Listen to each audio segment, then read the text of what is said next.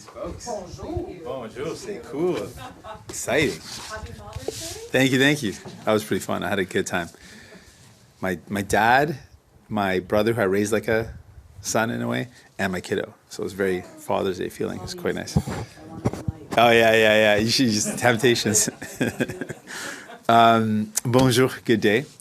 I want to talk today about the unfairness that people are feeling. When you go into the grocery store week after week and you keep on thinking about, what do I have to put back this week, or what can I afford this week? And people that are worried about their rent going up, they're worried about their mortgage going up. They're seeing all these costs go up and they're feeling like things are harder and harder. Their budget's being more and more squeezed. But at the same time, the CEOs of those companies, when they go into their grocery store or they pay their cell phone bill, the CEOs of those companies are making more money than ever before. So we're proposing a way to bring some more fairness in, a plan to bring in more fairness. So for Loblaws, for example, the CEO of Loblaws makes 431 times what the average worker makes. That is a massive imbalance. That is so out of balance. And we think about where we were just 25 years ago, the average ratio or proportion between the CEO and the average worker was around 100 times different between the worker and the CEO. And now it's 243 times. The gap has become wider and wider, and workers are falling behind. So what we're proposing is something that was introduced in the States, very similar, lots of support to this idea in the States by Senator Warren and Senator Bernie Sanders. And the idea is a tax on the excess salaries of CEOs. So the way that this would work is, if a company is paying their CEO a massively disproportionate amount compared to the median income of the worker, they would have to pay more corporate tax. So in the example of Loblaws, they would have to pay about 4% more tax, corporate tax, to compensate for the fact that they are paying their CEO so much more than the median income of their worker. This will do a couple things. One, it would incentivize companies to increase the wages of their workers and lower that gap so they don't pay as much tax. And it is also a source of revenue. If we look at just 5 companies, so grocery store company, Loblaws, the RBC, a big bank, Rogers, Imperial and Collier's, if you put 5 of those companies together, the combined revenue is over $600 million. That's just 5 companies. That alone would be enough to pay for permanently doubling the GST rebate, which millions of Canadians got this year because of us. So this is a plan to bring more fairness in, to acknowledge that people are feeling like they're feeling squeezed, but the CEOs, the companies that they work at or they shop at, they're making more money than ever before. So it's a way to bring some fairness in, to give people a break, and to encourage salaries for workers to keep up with the salaries of CEOs. Donc, ce qu'on propose aujourd'hui, c'est une mesure pour avancer la justice. Effectivement, pour monsieur, madame, tout le monde, quand on voit la réalité, la situation, on a un coût de la vie qui augmente et les travailleurs se sentent que ce n'est pas juste parce qu'en même temps qu'ils font face des grands défis, les PDG des grandes entreprises font des salaires records massifs. Donc, ce qu'on propose, c'est une façon de taxer les salaires excessifs de ces PDG pour ajouter plus de justice dans notre système. With that, I'm ready for any questions you might have. Merci, I'm ready for any questions. Je suis prêt pour vos questions. La Commune termine ses travaux d'ici vendredi au plus tard. Est-ce qu'on a besoin d'ici là d'un vote quelconque sur l'enquête sur l'ingérence? On a dit depuis les débuts qu'on a besoin d'une enquête publique pour restaurer la confiance de monsieur, madame, tout le monde. Donc, on a forcé des votes dans la Chambre de commun, un vote sur l'enquête publique 2 fois et un vote pour enlever M. Johnston. On a réussi à enlever M. Johnston. On a réussi à forcer le gouvernement de considérer une enquête publique. On va continuer de mettre la pression parce qu'on pense que c'est la façon pour restaurer la confiance. Oui, mais que doit-il arriver d'ici vendredi? Dans notre avis, le Premier ministre et le gouvernement libéral doivent se prononcer clairement qu'ils vont déclencher une enquête publique et puis les partis d'opposition s'engagent de travailler ensemble pour que ça puisse fonctionner. conversation with things. How was your conversation with Pierre Poilievre, and what did you guys discuss?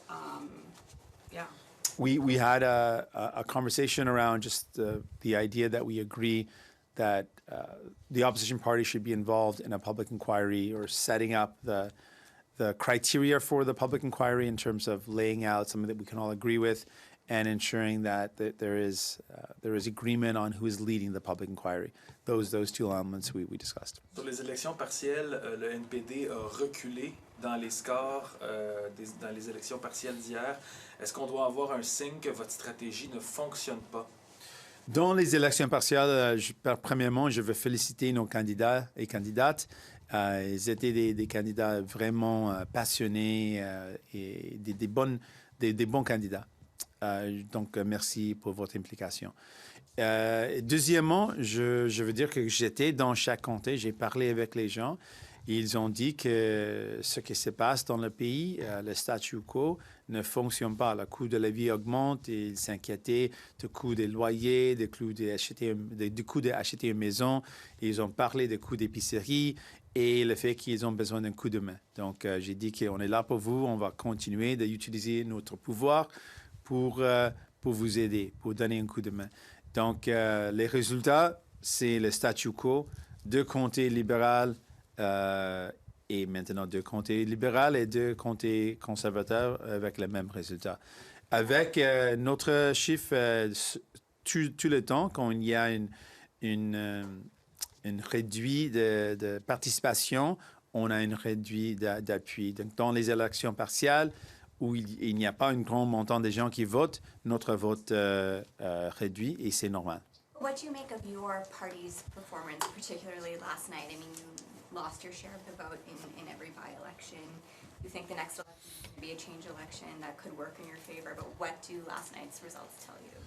Not a lot, really. They're just basically by-election results. There's 2 incumbents for Liberals, 2 incumbents for Conservatives. Nothing really changed. And in by-elections, particularly for New Democrats, with the status quo parties, they work well. They benefit from low turnout. New Democrats need a good turnout for our vote to come out. So with low voter turnout, it doesn't really say much to us about where we're at. The voter turnout was so low that it doesn't really give us much indication. But I can say when I met with people and I spoke with people, the things they were concerned about is cost of living. They were concerned about the cost of rent. They were concerned about the cost of groceries. They acknowledged that we were fighting the cost of groceries, bringing the CEO of Loblaws to Parliament, asking him tough questions. Folks mentioned that. They appreciated that. Many people mentioned that they appreciate the dental care. That's going to help them out, their families out. It's going to help the seniors that are in their lives, or whether it's their parents or other seniors. So people mentioned that they appreciated the work that we were doing. And with low voter turnout, it doesn't really give us much to work with in terms of what that means for our message or our support. Avez-vous discuté avec le ministre Leblanc dans les derniers jours? No. So what was the question? Sorry, did you did you meet up with or did you, I guess, speak to Minister LeBlanc at all? No, I haven't. And he hasn't sent you a letter? Or? No, I should say though, but just pour donner plus de clarité, je n'ai pas parlé avec M. Leblanc, mais notre leader en chambre a eu des discussions et avec donc Peter Julian a eu des discussions et on est en train de négocier le fait qu'on pense que oui, on a besoin de l'enquête publique, ça peut fonctionner et tous les partis d'opposition peuvent être d'accord avec les éléments de cette enquête et avec la personne qui gère cette enquête. So I said that I did not meet with Minister LeBlanc, but my House leader, Peter Julian, has had conversations and we've laid out that we believe firmly in a public inquiry. They're showing some openness to it now. We want them to commit to it. And we committed that we would absolutely be able to find a way for all the opposition parties to agree on who leads it and to agree on some of the elements of what it should do. Do you agree with the Conservatives who want the government to call a public inquiry first and then you're going to hand over names and terms of reference? Do you want the Liberals to make the first move here? Well, we just want the Liberals to be clear on where they stand. Is this just an exercise to buy time by saying, oh, we're open to it, we want to hear feedback, and they were hoping to use the excuse that maybe the opposition parties weren't on agreement and say, oh, look, there's no consensus, we're not going to do it. We don't want this to be just a PR exercise. We actually want a public inquiry. So I think the first step is the government's got to be honest about where they stand. Do they want to actually commit to having a public inquiry? Yeah, they should commit to it then. say that they want to do one. And then if it's about making sure the opposition parties have a consensus around the way we move forward, I've laid out one potential path to do that, something that worked when I was a member of provincial parliament in Ontario. The system for choosing legislative officers was one where every recognized party had a member on a committee, a selection committee for choosing the officer, and then it was chaired by a non-voting, in the case of, in provincial politics, it was the speaker, and that we reviewed potential candidates and then were able to select together who the officer would be.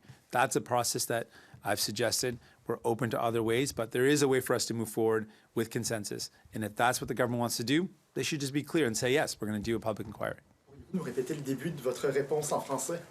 Oui. Donc, j'ai dit... Ah oui. Donc, ce qu'on veut avoir, c'est des clarités. Est-ce que le gouvernement est prêt de dire, oui, nous engageons à déclencher une enquête publique, ou nous sommes d'accord maintenant qu'on a besoin d'une enquête publique? Le gouvernement libéral doit prononcer c'est quoi leur position. Est-ce qu'ils sont d'accord ou non? Donc, il doit prononcer sur cette question. Et puis, la question de consensus entre les autres partis d'opposition, oui, on peut arriver à un consensus. C'est exactement ce qu'on a fait quand j'étais au niveau provincial. Il y avait un système pour décider les officiers du Parlement provincial. Donc, on peut utiliser ce processus ou un autre processus, mais on peut travailler ensemble. C'est vraiment la balance est dans le cours des libéraux de se prononcer, oui ou non, à une enquête publique. La dernière semaine de session, on a entendu les libéraux dire que c'était une session historique pour les projets de loi, le bilan. Est-ce que pour vous, M. Singh, c'était une bonne session parlementaire? Pour moi, c'était une session historique parce qu'on a forcé ce gouvernement de faire ça quelque chose qu'ils ont opposé dans le passé. Ils ont voté pour s'opposer nos programmes pour un soin dentaire 2 fois dans le passé. Et maintenant, à la fin de cette année, à cause de nos efforts, à cause de ce qu'on a fait dans le budget, on va avoir un soin dentaire pour nos aînés, pour les enfants de moins de 18 ans et pour les personnes qui vivent en situation de handicap. Ça, c'est quelque chose qui va sauver d'argent pour les familles qui ont besoin d'une économisation d'argent. Donc, ça va sauver l'argent, ça va économiser l'argent et ça va aussi améliorer la santé. Pour moi, ça, c'est quelque chose de définitif comme une grande réussite pour les gens, pour les familles. Et je suis fier de ça. Je sais qu'il y a beaucoup de travail qui reste, mais je suis fier de ça. Je suis fier qu'on a forcé ce gouvernement de mettre en œuvre un projet de loi pour garder les investissements dans les soins, dans les systèmes de garderie. Ça, c'est quelque chose qu'on a forcé le gouvernement de faire aussi historique. Et on est fiers de ça parce que ça va aider des millions de familles. Et on est fiers qu'on va continuer de faire le travail pour donner un coup de main aux gens. Et on est fiers de tout ce qu'on a accompli et il reste beaucoup de travail. Trouvez-vous qu'on parle assez de ça? Parce qu'on a beaucoup parlé d'ingérence étrangère, même encore jusqu'à ce matin. Là. Jusqu'à la dernière semaine, on parle d'ingérence. Dans mon avis, on aurait dû souligner les enjeux qui impactent les gens dans leur vie quotidienne. Et c'est pourquoi on a toujours essayé de parler de l'injustice dans le système. C'est pourquoi aujourd'hui, on propose cette plan pour ajouter plus de justice dans le système. Parce que pour monsieur, madame, tout le monde, c'est des temps difficiles avec le coût des épiceries, les coûts des loyers, coût des maisons. Tout ça fait en sorte qu'il y a beaucoup de pression sur les épaules des gens et ça c'est un grand problème. Et je reconnais comment ça impacte les gens. J'ai subi ces difficultés dans ma vie aussi, donc je comprends la difficulté et je propose des solutions pour donner d'espoir aux gens. Merci beaucoup. Merci. Thanks so much. Bonne journée. Bonne journée.